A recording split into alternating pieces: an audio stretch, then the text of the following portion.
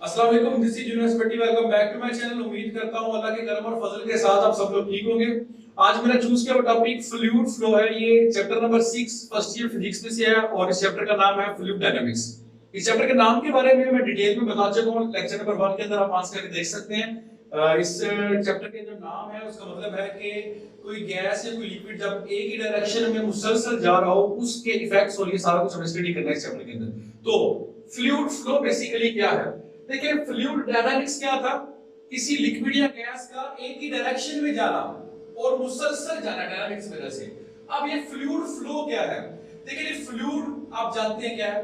किसी कोई लिक्विड या गैस जब एक ही डायरेक्शन में जा रहा हो।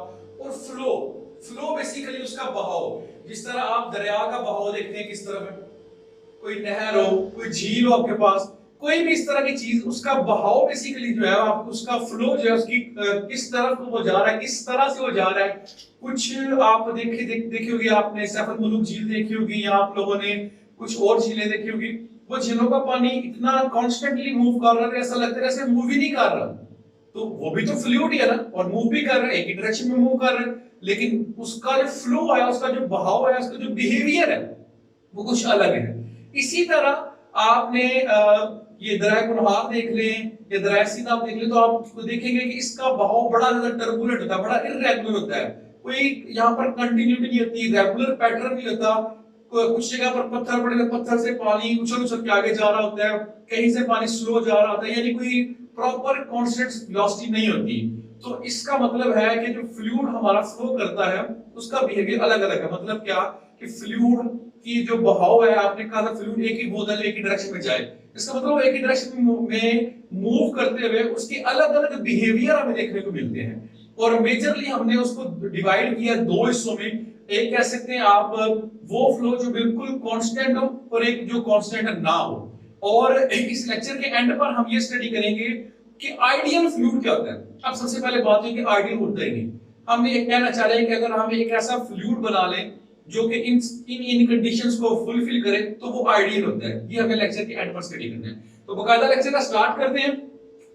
सबसे पहले फ्लूइड फ्लो है क्या?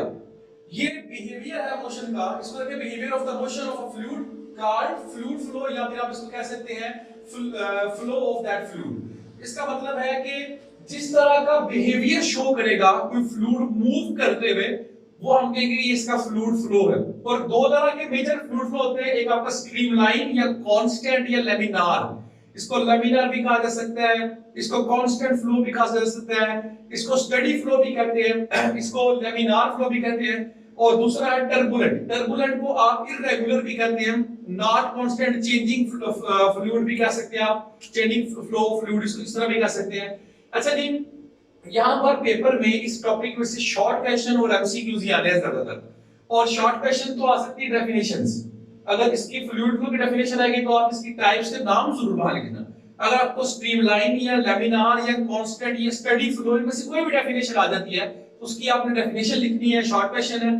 असल चीज हमारा इस टॉपिक में अंडरस्टैंडिंग हो, हमारे एमसीक्यू थे, इस टॉपिक में से एमसीक्यूज पेपर में आते हैं, हमने उसको मेजरली फोकस करना है। तो स्ट्रीमलाइन और ये आपका जो टर्बुलेंट फ्लो, इसमें तो शॉर्ट क्वेश्चन पक्का ठकाएगा तो पेपर में आ जाता है कि इन दोनों में से इन दोनों में डिफरेंस बताएं। और एमसीक्यूज भी अगर शॉर्ट क्वेश्चन आए तो एमसीक्यूज बन जाते हैं, यहां से मतलब एक या दो नंबर का पेपर आना होता है बोर्ड में। तो स्ट्रीमलाइन फ्लो बेसिकली क्या है? अच्छा, इसकी जो डेफिनेशन लिखी है मैंने यहाँ पर लिखी इसलिए डिटेल में था क्योंकि इसके अंदर से मैंने काफी सारे एमसीक्यूज बताने हैं।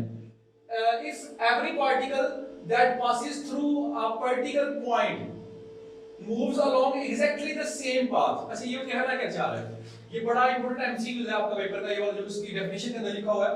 वो कहना ये चाह रहा है कि इस पॉइंट से ना, इस पॉइंट से, इस खास पॉइंट से जितना भी फ्लूइड गुजरा है ना, जितना भी फ्लूइड गुजरा है वो बिल्कुल सीधा एक ही तरह से गुजरा है। मसलन आप पानी, इतना सारा पानी है तो ऑब्वियसली वो थोड़ा थोड़ा उसके अंदर पानी के बेशुमार H2O मॉलिक्यूल्स होंगे। तो वो कह रहा है तमाम तर मॉलिक्यूल एक ही पॉइंट से अगर गुजर रहे हैं तो बेसिकली ये आपका स्ट्रीम आएगा। वैसे स्ट्रीम में बड़े कम फ्लो देखने को मिलते हैं हमें, थोड़ा बहुत टर्बुलेंट होते हैं, थोड़ी बहुत रेगुलर पैटर्न जरूर होता है वहां पर हल्का फुल्का।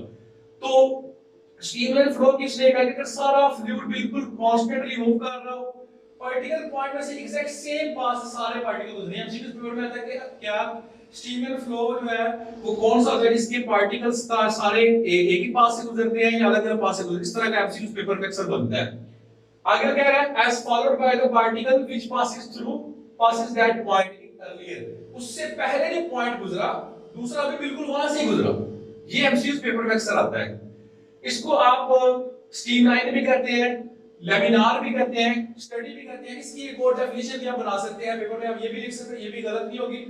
The regular and steady flow of study की जगह पर आप कांस्टेंट का लफ्ज भी इस्तेमाल कर सकते हैं, वो भी गलत नहीं होगा। Steady flow of fluid is called streamline और लेमिनार फ्लो।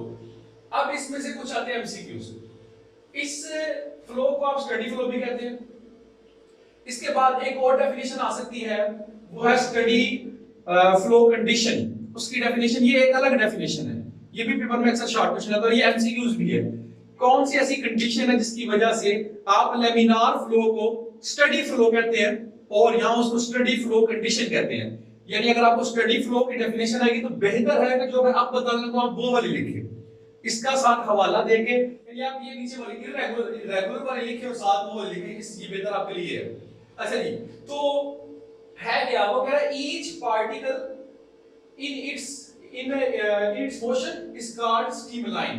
कहना क्या चाह रहा है वो बोला, कहना ये चाह रहा है कि इस स्ट्रीमलाइन फ्लो के अंदर, इस लेमिनार फ्लो के अंदर जो पानी का कोई भी पार्टिकल है या किसी भी फ्लूइड का जो भी पार्टिकल आप बहाव कर रहे हैं, ये पार्टिकल, ये पार्टिकल, ये पार्टिकल, ये तमाम तर पार्टिकल स्ट्रीमलाइन कहलाते हैं। यानी अकेला अकेला हर एक पार्टिकल को हम स्ट्रीमलाइंस कहेंगे। तो ये स्ट्रीमलाइंस कभी भी एक दूसरे को क्रॉस नहीं करते, ये अहम पॉइंट है, नेवर क्रॉस। ये स्ट्रीमलाइंस कभी भी एक दूसरे को क्रॉस नहीं करते। वहां पर मसला ऐसे पानी जा रहा है, एक ऐसे जा रहा है, एक ऐसे जा रहा है, चाहे एक आगे है पीछे व्हाटएवर, इससे कोई मसला, दोनों इकट्ठे जा रहे हैं, ये कभी भी एक दूसरे को इस तरह क्रॉस नहीं करेंगे, ये बिल्कुल अपने अपने रास्तों में जाते रहेंगे। इस तरह की ये जो कंडीशन है स्ट्रीमलाइन फ्लो की, ये जो कंडीशन है कि कभी भी इसके पानी का पार्टिकल या कभी भी फ्लूइड के पार्टिकल, गैस है जो भी है, पार्टिकल कभी भी क्रॉस नहीं करते। और ये बड़ा इंपॉर्टेंट एमसीक्यू पेपर में बार-बार रिपीट हुआ है।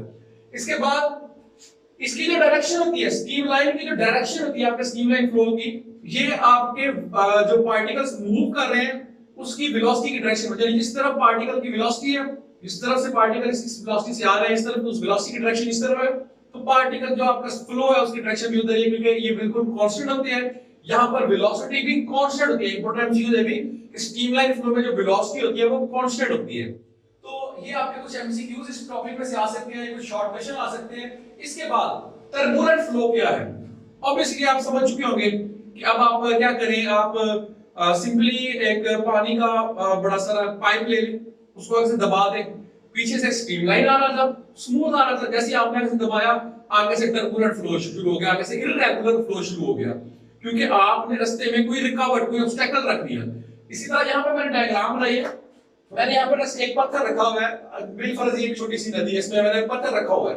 तो जब इस पानी इसके साथ टकरा रहा है तो इसकी डायरेक्शंस आप देख सकते हैं, डायरेक्शंस बदल रही है, इसको टर्बुलेंट फ्लो कहते हैं। और यहाँ पर मैंने वाज़ेह तौर पर ये क्रॉस लगाया, आप देख सकते हैं कि यहाँ पर ये पानी आया और ये पानी आगे तरफ जाएगा, ये इस पॉइंट पर एक दूसरे को क्रॉस करेंगे। तो आपने याद रखें टर्बुलेंट फ्लो और स्ट्रीमलाइन फ्लो का ना अक्सर पेपर में डिफरेंस शॉर्ट क्वेश्चन के तौर पर आता है, और बच्चे ना बस डेफिनेशन लिख के आए थे, एग्जामिनर 1 नंबर देता है। बच्चे बड़ा परेशान थे कि हमने प्रॉपर डेफिनेशन लिखी, एग्जामिनर 1 नंबर दिया। भाई आप अगर एक डिफरेंस दोगे, डेफिनेशन बेसिकली सिर्फ एक डिफरेंस है, वो आपको 1 ही नंबर देगा। कम से कम 2 डिफरेंस तो दो ताकि वो आपको 2 नंबर दे। तो 2 नंबर देने के लिए आपको एक तो डेफिनेशन आप बताइए, ये वाला डेफिनेशन लिखें, एक रेगुलर है दूसरा इररेगुलर है, एक स्टडी है दूसरा अनस्टडी है, एक ये डिफरेंस दे। सेकंड डिफरेंस कौन सा दे कि स्ट्रीमलाइन फ्लो वो होता है जिसके पार्टिकल, जिसकी स्ट्रीमलाइन आपस में क्रॉस नहीं करती, और टर्बुलेंट वो होता है जिसके सारे नहीं कुछ पार्टिकल्स एक दूसरे को क्रॉस कर जाते हैं। ये सेकंड डिफरेंस अगर आपने पेपर में 2 नंबर पूरे लेने हैं। इसके बाद आपका आखिरी शॉर्ट क्वेश्चन है, या फिर इसमें कुछ आपके एमसीक्यू और करते हैं। अभी जो टर्बुलेंट फ्लो होता है इसकी वेलोसिटी कभी भी कांस्टेंट नहीं होती, मुसलसल बल्कि एब्रप्टली चेंज, बड़ी ज्यादा चेंज होती है। कभी किसी जगह पे एकदम स्लो हो जाएगी, एकदम स्लो हो जाएगी, एकदम फास्ट हो जाएगी, कोई रेगुलर पैटर्न तक नहीं होता इसके अंदर। इसके बाद इसकी डायरेक्शन भी सेम नहीं होती, हर एक पार्टिकल की अपनी एक डायरेक्शन होती है। लास्ट में हमने ये पढ़ना है, क्योंकि ये topics basically short question MCQs के लिए, इसमें कोई इतनी खास ज्यादा कांसेप्ट नहीं, जितने कांसेप्ट रहते हैं मैं आपको साथ साथ बता चुका हूं। कुछ चंद कॉन्सेप्ट आगे हैं जो हमने आगे स्टडी करने हैं, तो इसलिए मैं इस पे ज्यादा डिटेल में नहीं जा रहा। जहां पर जरूरत होती है मैं काफी डिटेल में जाता हूं, आप बड़ी समझते हैं चीज को। तो यहां पर आपने याद रखना है कि आइडियल फ्लो कौन सा होता है। आइडियल फ्लूइड आपका कौन सा, या आइडियल फ्लूइड कौन सा होगा। आइडियल फ्लूइड की तीन कंडीशन है। सबसे पहली कंडीशन ये है कि आइडियल फ्लूइड जो आपका होता है वो नॉन विस्कस होता है। अब ये नॉन विस्कस से क्या मुराद है, इस लफ्ज नॉन विस्कस से मुराद क्या है, इस नॉन विस्कस कहना क्या मतलब चाह रहा है। नॉन विस्कस का मतलब है बेसिकली, नॉन विस्कस का मतलब है नो फ्रिक्शन, यहां पर कोई फ्रिक्शन ना हो लेयर्स के दरमियान, उस फ्लूइड की लेयर्स के दरमियान कोई फ्रिक्शन ना हो।